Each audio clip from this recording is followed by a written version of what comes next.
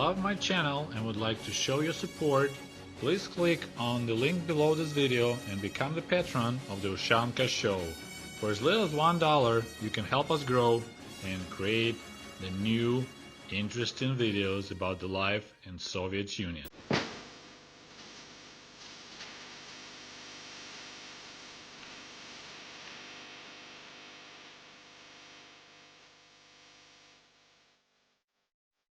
Hello, comrades, and welcome back to the Ushanka Show. Здравствуйте, товарищи. Well, I decided we're going to take a break from making videos about Soviet humor.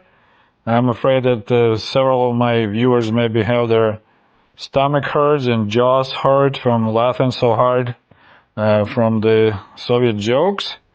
And we're going to talk again about Soviet leaders. I covered pretty much everyone except Comrade Lenin and Comrade Stalin. So today we'll talk a little bit about Vladimir Ulyanov Lenin. And what I want to do, I want to talk about my memories as a Soviet child since I was born in 1971. You can find tons of information online about Lenin, Wikipedia and other sources. I don't want just to repeat all those information things.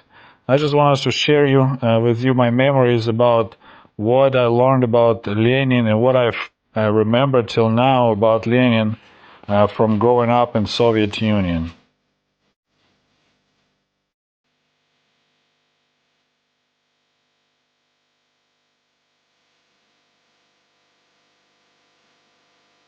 So of course, since I was in the kindergarten and school, we always had portraits of Lenin on the wall. We always were studying songs and poems about Lenin. And one which is I still remember, «Мудрый и ласковый дедушка Ленин смотрит с портрета на нас, как мы рисуем, как мы читаем, как хорошо нам сейчас». This is the words that I memorized when I was 4 years old, and until now I still remember that poem, and it can be translated as a wise and a gentle Grandpa Lenin looking upon us from the portrait on the wall. He watches how we paint, he watches how we do things and how we're happy right now. So that's kind of the general impression was made about Comrade Lenin on kids, that he was very nice, very sweet, and very smart. And of course, we had a lot of so-called socialist realism. There was a socialistic realism. That was the kind of art promoted by Stalin. Now that's when if you want to be an artist and you want to be successful and you want the government to support you, you want to create pictures that show positive things about socialism, about life in the USSR and historical moments. So there'll be art about Lenin, and a lot of it was like famous picture Ходоки у Ленина, and other ones show him that he cares about people and listens to them, and he very nice guy.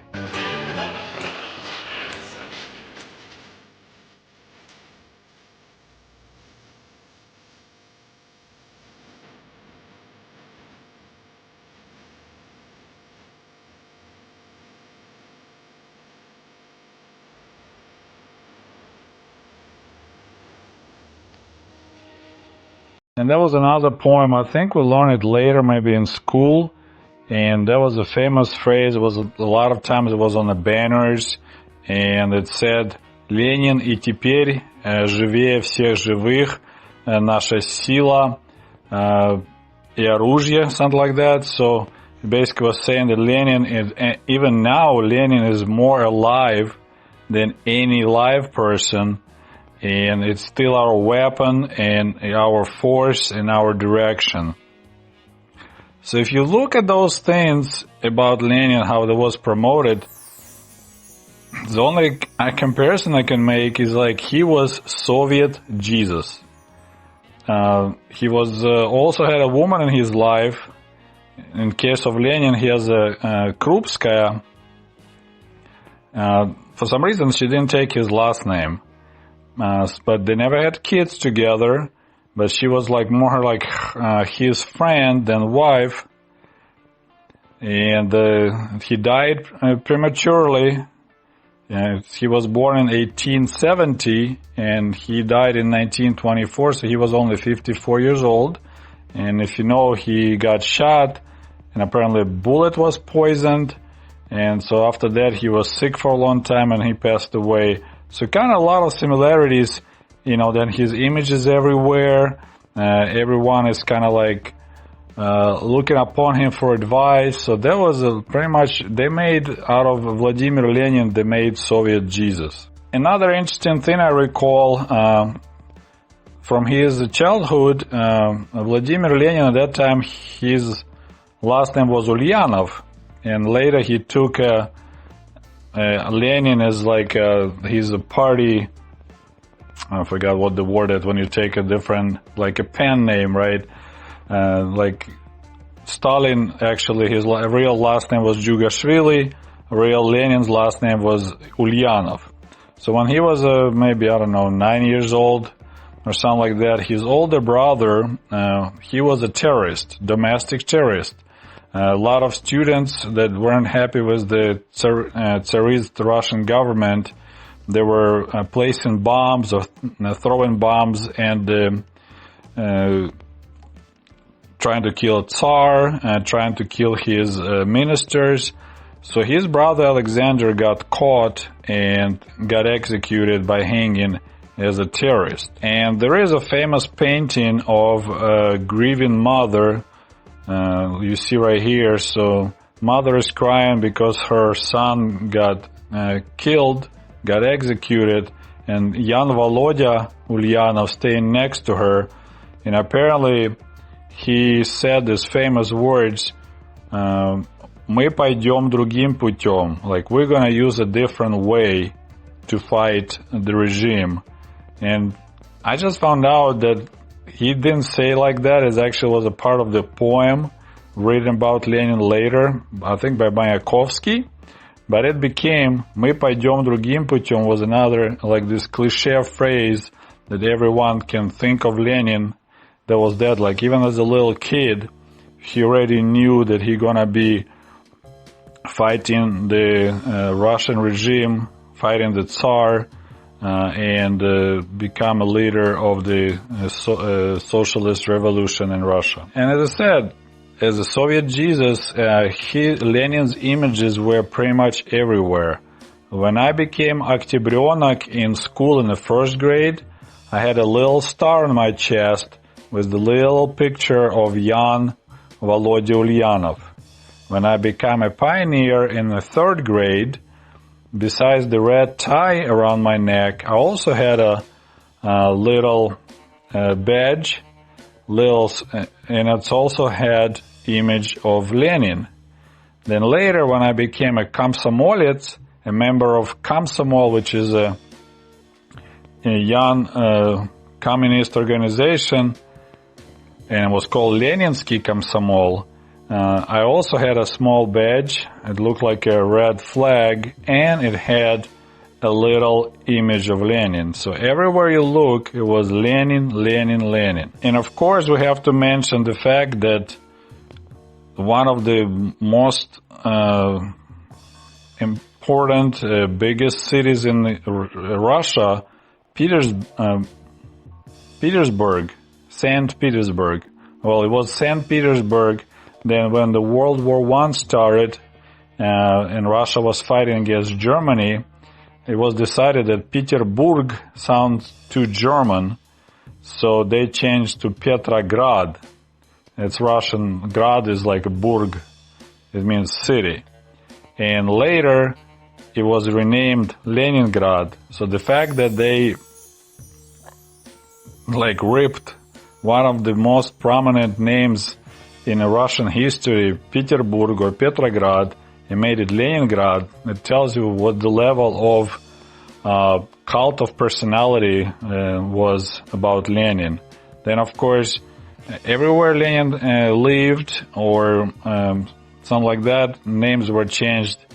Like, I believe, I'm not sure if it's still Ulyanovsk, but his original hometown, I think, was Simbirsk, was renamed to Ulyanovsk. Then we had Leninsk.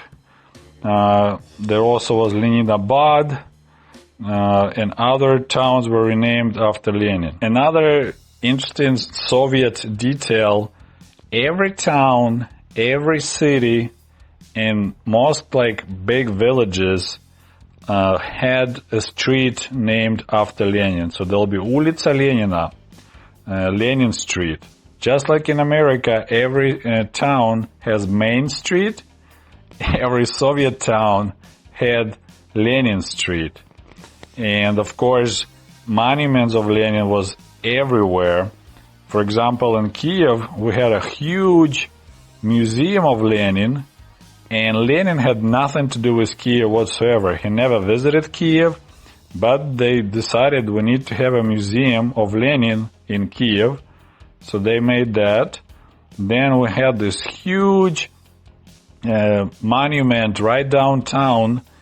There was the square was called the Октябрьская революция, so October Revolution Square. Later, after Ukraine became independent, it was renamed to Independence Square, and they took down the monument, but there was this huge monument with the Lenin and bunch of other characters like workers around him, and right downtown. And a little bit further, also downtown, there was a smaller, old monument of Lenin. That one actually has really interesting history. The big one I mentioned already on the Independence Square, it was removed shortly after Ukraine became independent because that was just totally out of place, huge. The other one, a small monument, was very old and it stayed for quite a long time. It was taken down just several years ago during the Orange Revolution. And what I found out totally by accident that monument had a quite an interesting history. So it was made out of red marble, and originally it was made for the Soviet exhibition in New York City. So way back, I believe in 20s, during the World Fair in New York, Soviet Union had this huge, humongous display, maybe in 30s. I don't recall exactly the dates, but you can look it up. I'll try to put some links below the video. So there was and that monument was the part of the Soviet exhibition. When it was over, they brought the monument back, but they didn't know what to do with it. So after a while, I think maybe it's actually happened after World War II. So after war was over, they decided to install that monument in Kiev right across from the huge Bessarabsky market building, which is historical old building in Kiev. So right across from it, na Boulevard Shevchenko, they installed that small Lenin monument. So that one actually had kind of like historical value and interesting history behind. And I felt bad about that one was destroyed and taken down. The people actually roped it and knocked it down during those events going on downtown Kiev. And of course, there's no doubt that Lenin was quite smart, almost maybe genius person. Just if you look at the amount of books he wrote, like collection of his writings is like, I don't know what, 80 books. So he wrote a lot of things, and he actually managed to make a revolution successful. But at the same time, there's quite a few of his documents, his telegrams, and other things were removed from the books and were actually like classified, so regular person couldn't read them during the Soviet Union, because those telegrams and those articles that he wrote, they contradicted with this image of Lenin being a very nice person. And, you know, realistically, to think about it, During the revolution, nice people don't survive, nice people don't win. It's only merciless, cold-blooded leaders that can succeed in such events. And Lenin was such a guy, but later on, to keep his image of the wise and a nice person, quite a few things were classified. And a lot of it relates to his telegrams during the Civil War in Russia. At that time, we had white guards, so the people fighting on against the Reds. So Reds were the communist socialists, and then you had whites that were fighting to restore Tsar or restore, bourgeois. And then they had Greens, which were people fighting for just leave them alone. So there's one telegram says, great plan, act as Greens, move 10-20 miles into the territory and hang all the priests, all the kulaks and landowners. Everyone will get a bonus per hung person, and then we will blame it on Greens for all those hanging. So that one's of the Lenin telegrams. Another one, and most of it was the telegrams during the Civil War. Organize merciless mass terror against kulaks, priests, and white guards. So white guards is the ones that fought against Reds. Anyone suspicious should be locked up in a concentration camp outside the city. Another one, mercilessly squash kulaks uprisings. Hang in public at least 100 kulaks, rich people and other bloodsuckers. Publish their names. Confiscate their breads. Take hostages. So you could see Lenin wasn't Mr. Nice. I mean, this is all business, and it's all cold-blooded, no mercy fight against rich people or even kulaks, peasants that had some money or some land. There's another telegram when he mentioned foreigners that got caught in these military actions. Says about foreigners, better don't ship them out their country, but place them into concentration camps for possible exchange later. So even foreigners that had nothing to do with Civil War, Lenin didn't want them just to get off the hook. He wanted them to be placed in the concentration camps for possible exchange. Or if you don't exchange them, of course, most people don't survive in concentration camp. And there's this one quote, one of his telegram or something, and this is really got me deep because, I was telling stories about how my grandparents were starving and how they tried to survive under Soviet regime when they had the special military troops, military teams coming to the villages and confiscating bread, confiscating even seeds for the next year, crops, just taking everything from people, make them starve. And this is the telegram. It kind of shows the whole attitude of Lenin. It says, peasants don't understand that selling their bread is a crime against the state. Peasant thinks that it's his bread and he can sell it or do whatever he wants. He can't. We say it's a crime against the state. So this is the whole thing, how they treated peasants.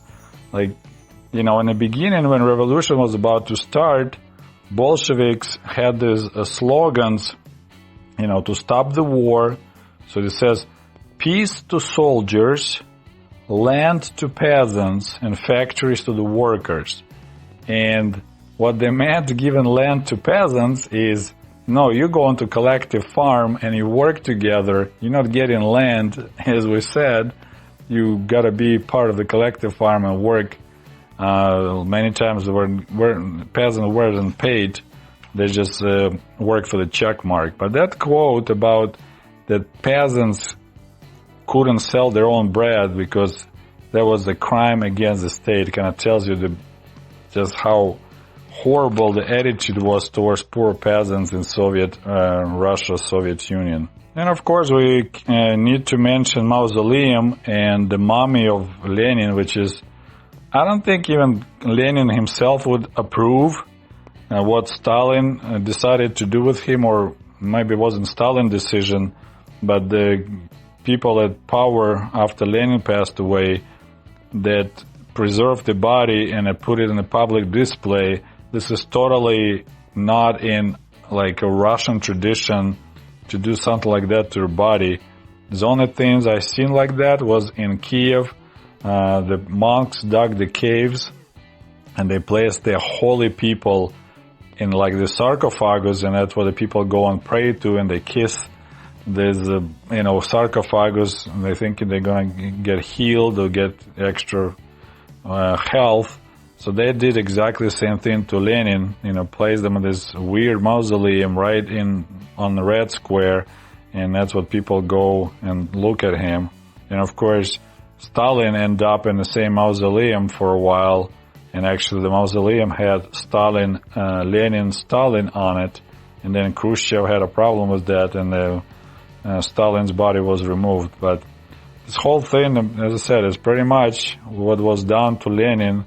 They turned him into Soviet Jesus, and everyone was taught that he was the greatest leader, almost genius, and that he was the best person in the world ever. And of course, there's another good topic was discussion. What about if Lenin wouldn't get assassinated and he lived longer? How would life would go in Soviet Union? And of course, it's up for discussion, but definitely I think most of the Soviet leaders, they were over optimistic about revolution. They thought that population is ready for the global change, for the total change from capitalism to socialism.